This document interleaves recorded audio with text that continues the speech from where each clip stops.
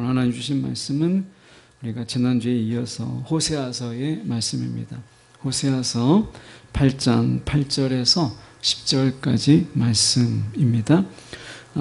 성경으로 보실 분들은 제가 가진 성경, 구약성경 1263쪽의 말씀입니다. 제가 8절로 10절까지 말씀 봉독해 올립니다.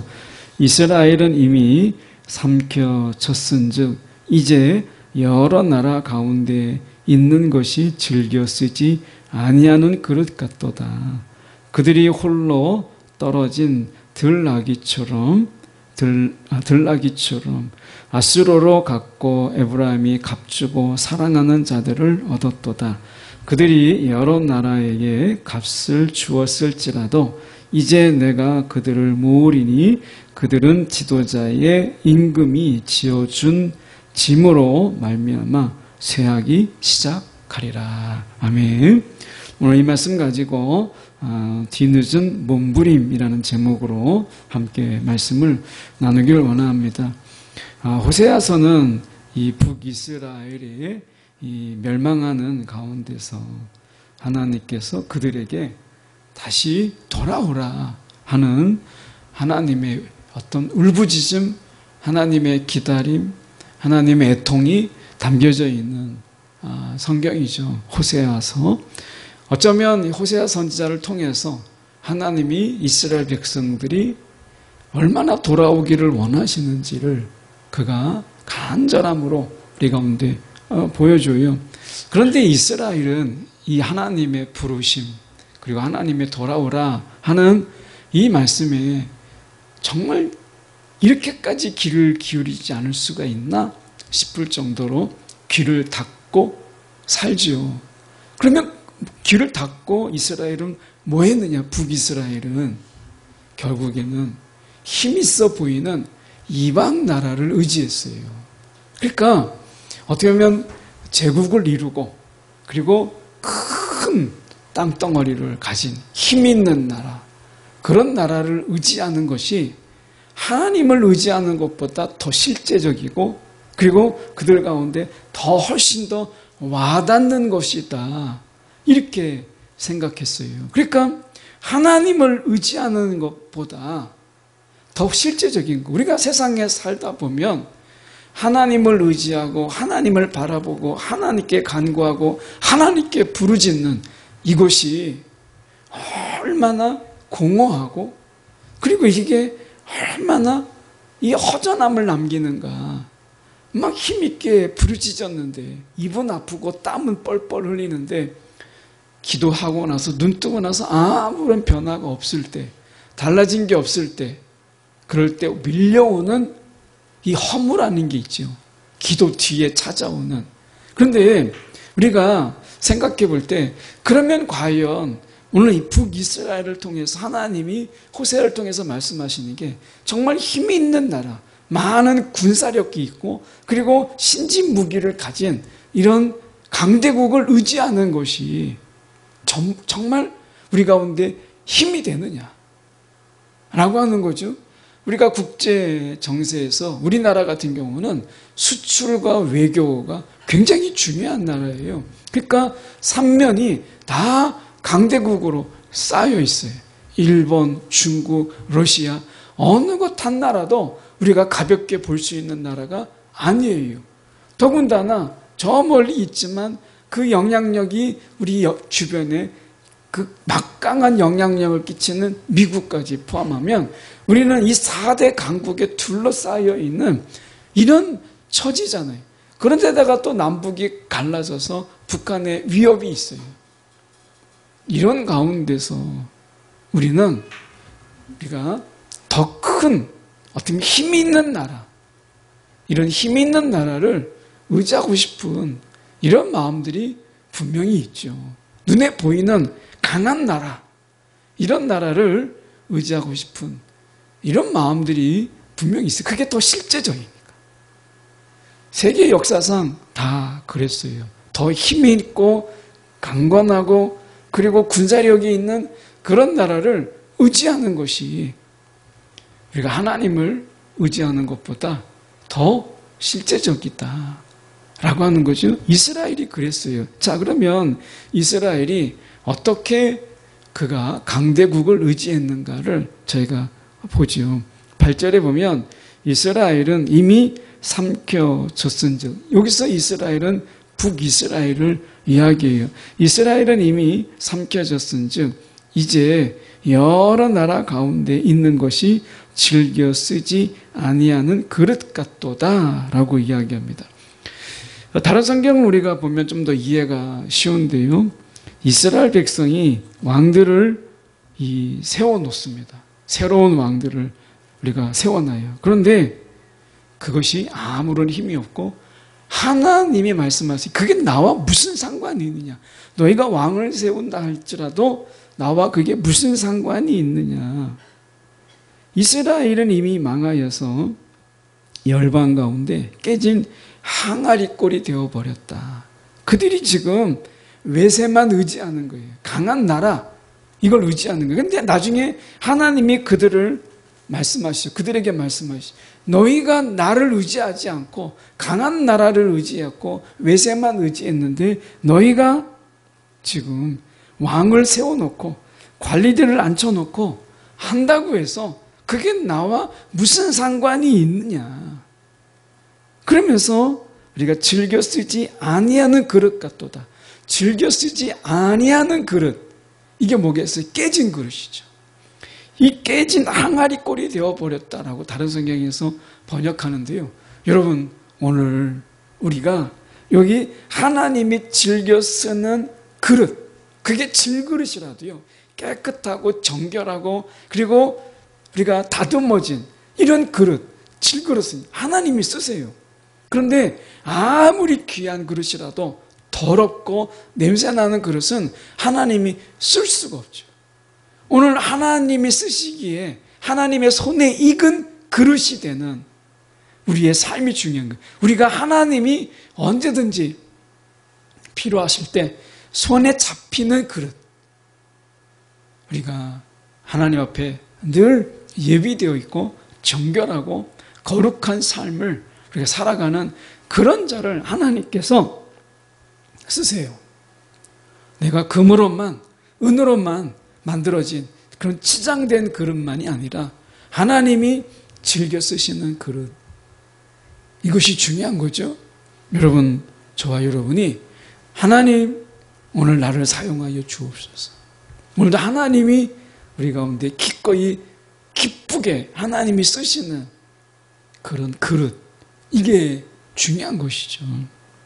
이제 9절에 보면 이제 북이스라엘은, 잠깐 먼저 설명드리면, 북이스라엘은 하나님이, 이스라엘이 어떤 나라예요? 하나님이 구별된 제사장적 나라로, 제사장 나라 삼으셔서 모든 이방인들 속에서 하나님의 통치를 받는 백성이 어떻게 다른가, 하나님의 통치가 어떠한 것인가 라고 하는 것을 이스라엘 백성들을 통해서 세계 만방에 보이시기를 원하셨어요.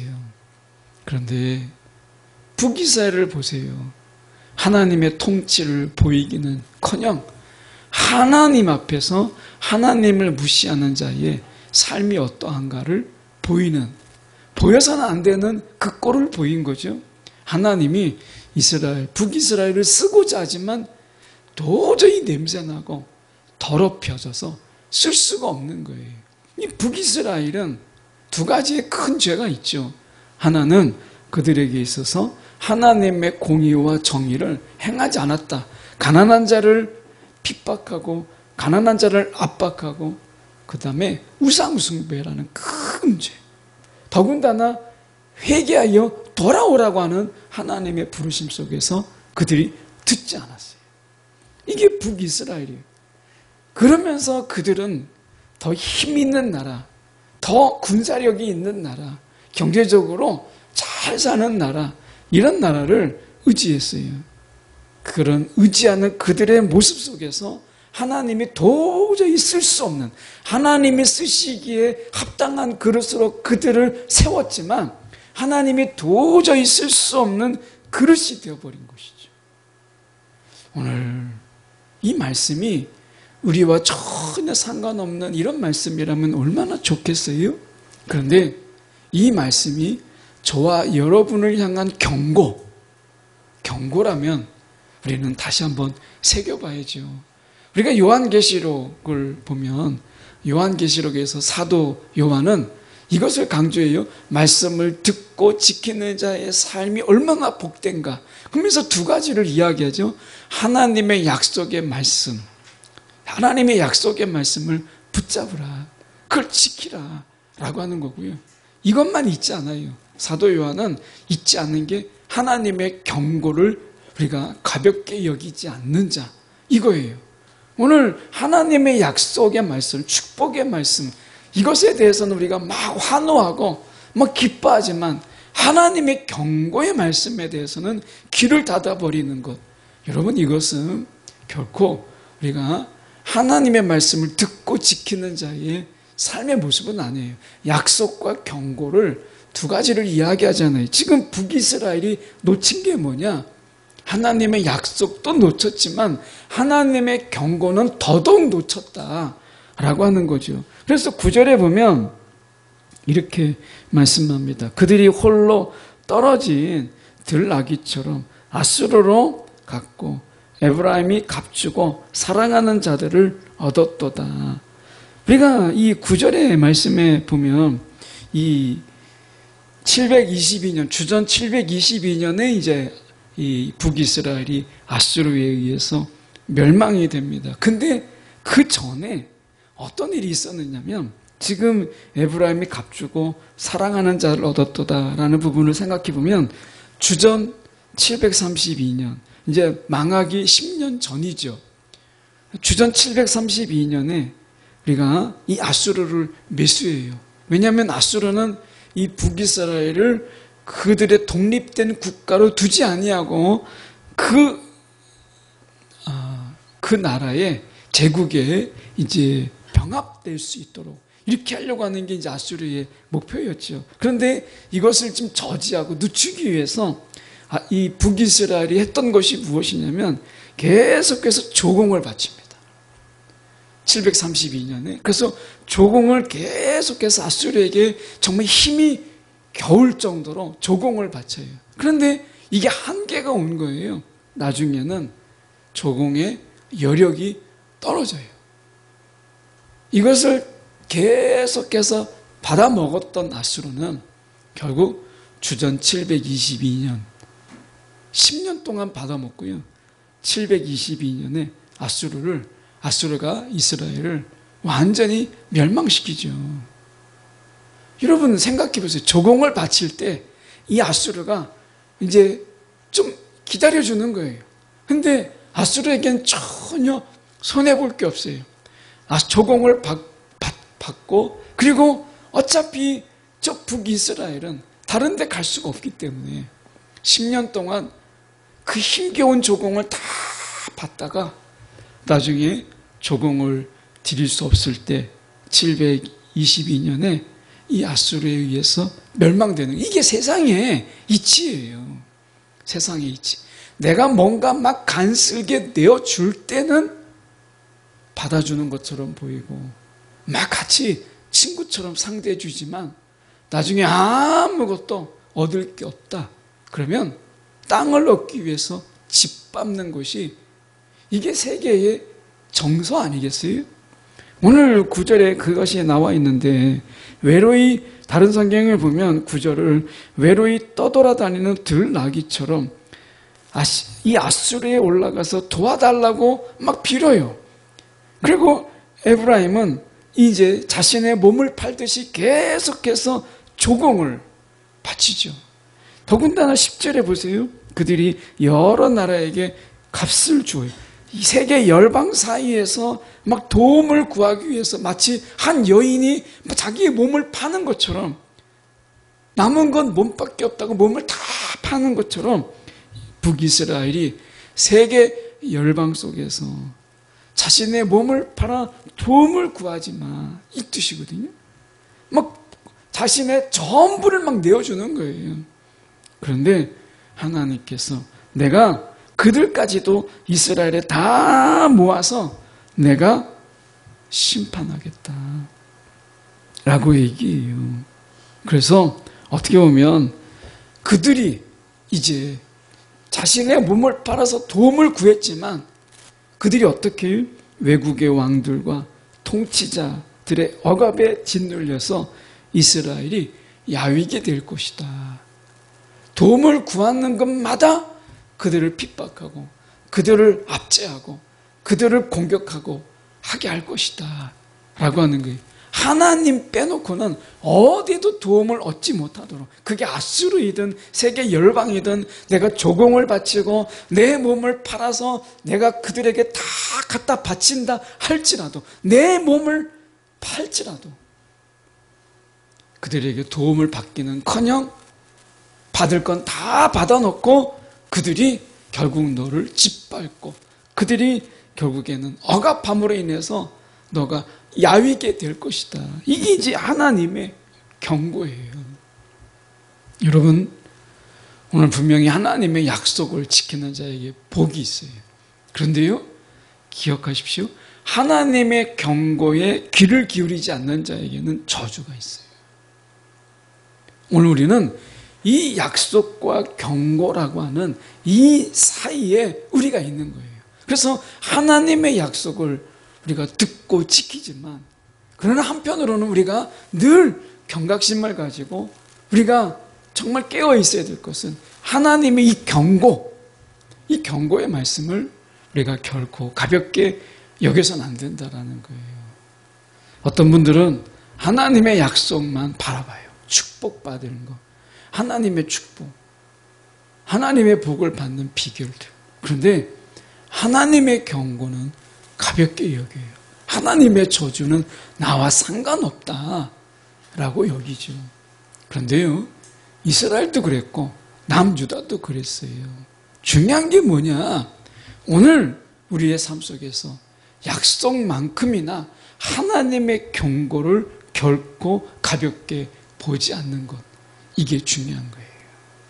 오늘 말씀 속에서 우리가 이 10절의 말씀을 한 번 더 우리가 자세히 보면 이렇게 되어 있습니다. 그들이 여러 나라에게 값을 주었을지라도, 여러분, 우리가 세상에서 많은 사람들에게 내가 정말 하나님만 의지하고 하나님께만 기도하는 이러한 삶의 불안을 느끼잖아요.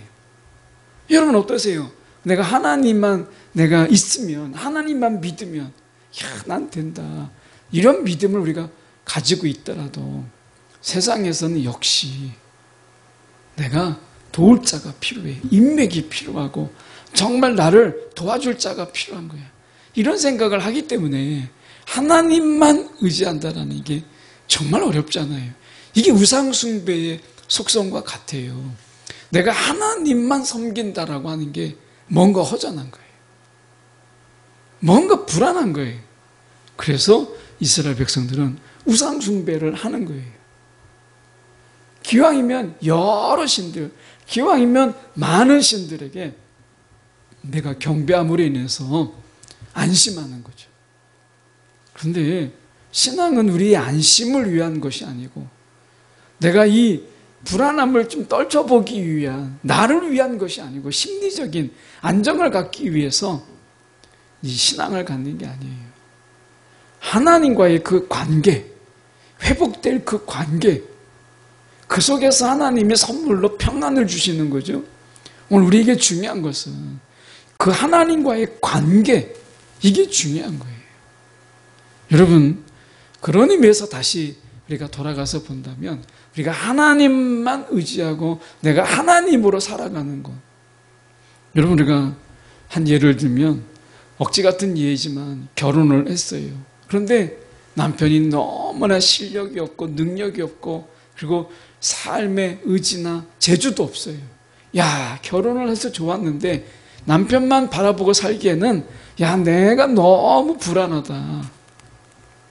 그래서 이 남자 저 남자에게 내가 보험을 들어둔다면 이게 정말 온전한 가정이 될 수 있겠어요? 지금 이스라엘이 바로 그런 거예요. 지금 하나님, 신랑 대신 그 하나님만을 내가 의지하니까 신랑 되신 그 하나님, 지금 그 하나님만 내가 바라보는 게 너무 불안한 거예요. 그러니까 내가 외세, 이 남편, 이 남자, 저 남자에게 막 꼬리를 쳐고 내가 몸을 팔아서 내 생계를 보장받는 이러한 삶을 내가 살아야 되겠다 라고 하는 거죠.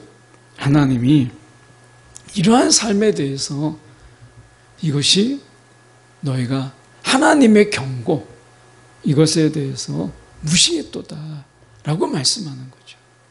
여러분, 우리는 하나님이 우리의 신랑 되시는 거예요. 이 구약적인 부분에서는 하나님이 이스라엘의 신랑으로 나와요. 이것이 이제 요한계시록에서 이제 예수가 우리의 신랑 되고 교회가 신부되는 것으로 이제 바꾸죠. 그리고 더 분명하게 확정적으로 하죠. 그런데 구약에서 분명히 하나님을 우리가 이스라엘의 이 남편이라 말씀하거든요. 여러분, 결혼은 그 남편이 능력이 없든 실력이 없어도 그 남편을 의지하는 거예요. 그리고 남편을 돕는 거예요. 일어설 수 있도록. 때로는 힘을 낼 수 있도록. 다른 데서 찾는 게 아니라 우리가 그 남편을 우리가 뭔가 힘을 더하여 주고 힘을 북돋워 주고 그리고 일어설 수 있도록 용기를 더하여 주는 거죠. 이게 하나님의 방법이잖아요. 근데 그 남편이 오늘 성경에서 그 하나님은 힘이 있으시고 능력이 있으시고 그리고 그분은 전지하시며 전능하세요. 그런데도 불구하고 이 전지하시고 전능하신 그 남편 하나님을 우리가 버려두고 다른 데서 찾고 있다면 그 미련한 것이죠. 이스라엘은 이제 뒤늦게 그 하나님의 경고를 무시했던 그들이 아수르의 침략과 조공을 바치는 데 힘이 드니까 이제 또 다른 나라들을 막 찾아 나서는 거예요. 뒤늦게 몸부림을 치지만 하나님은 아니었다 라고 하는 안타까움이 있어요. 우리가 세상에 살아갈 때 정말 힘겹게 열심히 살아가지만 그러나 의지하는 그분이 하나님이 아니라면 그 열심은 헛고생인 거예요. 여러분, 오늘 우리의 고생, 이게 중요한 게 아니라 내 남편을 향한 그 사랑과 기다림과 그리고 그 남편을 향한 신뢰, 이게 더 중요한 거잖아요. 그런데 내 열심은 있는데 남편이 아닌 거예요. 그렇다면 이건 문제가 있는 거죠. 오늘 하나님께서 이 부부라고 하는 것을 통해서 우리의 이스라엘의 헛수고 몸부림이 얼마나 부질없는가 라고 하는 것을 말씀하고 있는 것이죠. 오늘 저와 여러분이 오늘 열심을 낸다면 하나님께, 간절히 찾는다면 하나님을, 우리가 그 하나님 안에서 우리 인생의 답을 찾는 이런 지혜가 있는 저와 여러분이 되기 원해요. 여러분, 하나님 밖에서는요 답이 없어요. 오직 우리 인생의 모든 문제의 답은 하나님 안에 있다. 하나님을 찾을 때 답이 보이더라는 거예요. 여러분, 오늘 우리의 수고가 하나님 밖에서 있지 아니하고 하나님 안에 있는 그런 저와 여러분이 되기를 간절히 소망합니다.